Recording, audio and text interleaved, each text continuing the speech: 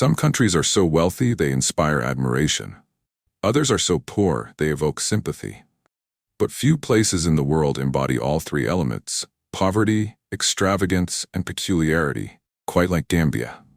When people mention this small West African nation, they don't just think of its struggling economy or a government full of ambition, but short on ability. What often comes to mind is a strange industry that few dare to mention openly. Gambia has become the ultimate destination for retired Western women, where fleeting romances with young, muscular local men have quietly turned into an unofficial tourist attraction. Gambia is poor, yet clings to grand dreams. With an area of just 11,300 square kilometers, it is the smallest country on mainland Africa. Its natural resources are scarce, and its economy relies heavily on outdated agriculture, fishing, and tourism. While neighboring countries at least possess mineral reserves or oil, Gambia has little more than beautiful beaches, a mild climate, and a young, energetic workforce, with hardly any jobs. Yet despite these limitations, Gambia has never lacked ambition. Its government frequently makes bold declarations about transforming the country into an economic hub and an attractive destination for foreign investment. But reality tells a different story. Public debt is rising, corruption is rampant, the bureaucracy is bloated, and economic policies are impractical. Promising development projects are often abandoned halfway. Foreign aid frequently ends up in the pockets of officials, and ordinary citizens remain trapped in the vicious cycle of poverty. If there's one thing besides poverty that puts Gambia on the international map, it's the country's infamous former president, Yahya Jammeh. Ruling from 1994 until 2017 after seizing power in a coup, Jammeh governed Gambia with an iron fist. But he didn't stop at authoritarian control. He turned his regime into an era of superstition and tyranny. Jammeh not only saw himself as a supreme leader, he genuinely believed he possessed supernatural powers. He claimed he could cure HIV/AIDS using only herbs and bizarre rituals that he personally invented. Instead of receiving proper medical treatment, patients were forced into these unscientific therapies, turning the country into a stage for political witchcraft. Jammeh once boldly declared he would rule Gambia for 1 billion years if possible. He openly threatened to wipe out the entire LGBTQ community if anyone dared to come out. Under his rule, Gambia was impoverished not just economically, but also in terms of freedom. The press was tightly controlled, political opponents were silenced, and anyone who dared to criticize the regime could simply vanish without a trace. Elections were little more than theater, outcomes predetermined, and citizens left with no real choices other than to live in fear and poverty. Those who expressed dissent risked being kidnapped, tortured, or killed, leaving the nation's political atmosphere steeped in a terrifying silence. For over 2 decades in power, Jammeh built a regime where loyalty was measured by absolute obedience, and lies were turned into official truths. However, no dictatorship lasts forever. In 2017, Jammeh was finally overthrown and forced into exile after losing an election to his opponent, Adama Barrow. Jammeh's departure marked a crucial turning point for Gambia, sparking hopes for a true democracy. Yet the aftershocks of his 22-year rule continue to linger, leaving the country deeply scarred, both economically and socially. Corruption remains entrenched. The administrative system is still bloated and inefficient, and economic policies lack the strength needed to lift the country out of poverty. Although the nation has shaken off the grip of a delusional leader, Gambia continues to chase ambitions far beyond its current capabilities. The current government keeps announcing bold plans and breakthrough development goals, but the results have been extremely limited. The country still heavily relies on foreign aid. The economy still relies heavily on traditional sectors, and the lives of ordinary people have seen little meaningful improvement. While neighboring countries like Senegal and Ghana are gradually developing, attracting investment, and improving living standards, Gambia seems trapped in a vicious cycle of poverty, corruption, and political delusion. Gambia's poverty is not merely a matter of lacking financial resources or natural wealth. It is also a crisis of mindset. A nation cannot achieve development through bold declarations or ambitious plans on paper alone. Real change requires genuine reform, practical policies, and a strong economic foundation. Yet in Gambia's case, those lessons seem far from fully understood.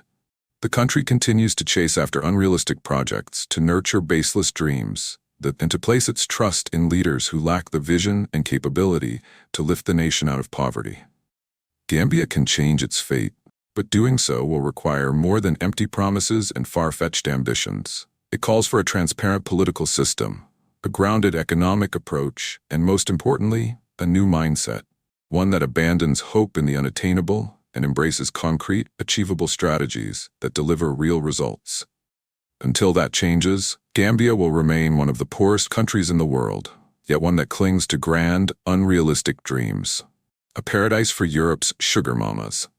While Southeast Asian countries like Thailand are known for a sex industry catering to Western men, Gambia has become the ideal destination for a very different kind of tourist.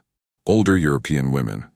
Banjul, the capital of Gambia, and coastal towns like Kololi and Senegambia have become famous hotspots, magnetic hubs where sugar mamas from the UK, Germany, the Netherlands, and France gather in large numbers. Along the sun-kissed white sand beaches, it's not hard to spot older white women walking hand-in-hand with young local men they affectionately refer to as summer lovers, wild boys, or even black bodyguards. Not everyone comes to Gambia just for a fleeting affair. For many European women, it's an escape from the crushing loneliness of life back home. Divorced, long past their youthful beauty, or simply invisible in their own societies, they come to Gambia and suddenly feel like queens. The image of older white women strolling the beach with young Gambian men isn't just romantic, it's transactional. These local men have learned the rules of the game well. They know when to whisper sweet nothings, when to show devotion, and, most importantly, how to create the illusion of exclusivity, making each woman believe she's truly special. But not every story ends in bliss. Many female tourists become victims of carefully orchestrated romantic scams. A 2019 study by the University of Bath in the UK revealed that around 25% of European women who had relationships with Gambian men were financially exploited. On average, each woman lost about £5,000. Many were generous in supporting their much younger lovers, only to bitterly discover that they weren't the only one. They were just one of several girlfriends these smooth operators were juggling at the same time. But the loss of money isn't the worst part. When something believed to be romantic turns out to be purely transactional, it's the emotional damage that cuts deepest. Some women fell hard for the illusion of love, only to be discarded the moment they were no longer financially useful. Others ended up trapped in toxic relationships, manipulated and controlled without even realizing it. In a place that seemed like paradise, many hearts have been broken, leaving behind painful lessons about love's true worth and the high cost of loneliness. For young Gambian men, these relationships aren't just about affection. They're a survival strategy. In a country where job opportunities are painfully scarce, a European passport can feel like a golden ticket out of poverty. Many young men have married women twice their age, leaving Africa behind to chase a better life on the European continent. But of course, not all of them make it to that dream. According to the Gambia Social Research Institute, only about 8% of young men involved in these relationships ever actually get the chance to go abroad. The vast majority, after being abandoned by tourists, return to the beaches, the bars, and wait for the next opportunity.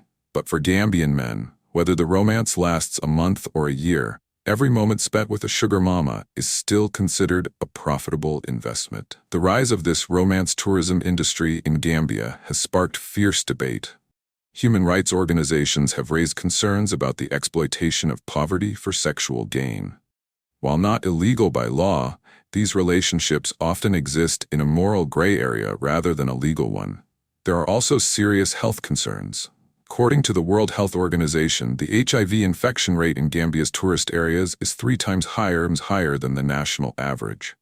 In addition, there have been reported cases of sexual violence and financial coercion, where some tourists use their financial advantage to pressure local men into unwanted acts. The Gambian government has made several attempts to clean up the country's image, fearing that the notoriety of being a sugar mama haven could harm its broader tourism prospects. But the reality is, when a struggling economy like Gambia's is involved, This remains a substantial source of income. Hotels, restaurants, bars, and countless other services all benefit from the cash flow brought in by European women. And as long as the money keeps coming in, few are truly willing to shut that door. The irony? While Gambia becomes a playground for foreign sugar mamas, the rights of local women remain severely limited. This is still a deeply conservative society where polygamy is common and women are expected to adhere to strict traditional norms. Gambian men are free to date wealthy foreign women for money, but Gambian women are not afforded the same freedom.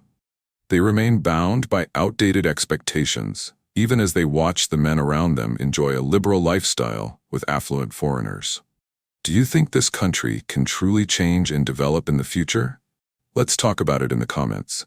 For now, thanks for watching, and see you next time.